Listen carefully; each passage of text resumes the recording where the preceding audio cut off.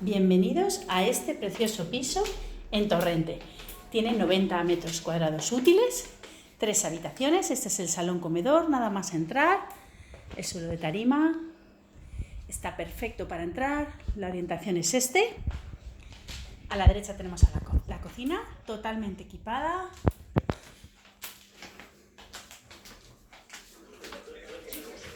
Con una galería.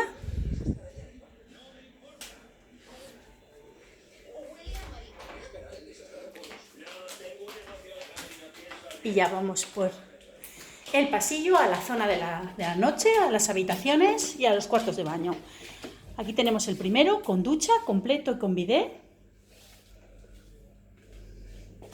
Una de la habitación de los niños con armario empotrado.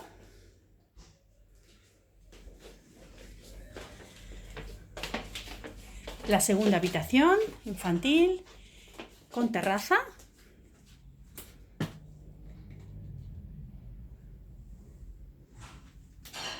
También tiene armario empotrado.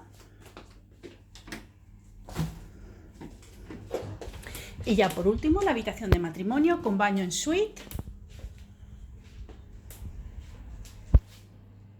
y con bañera.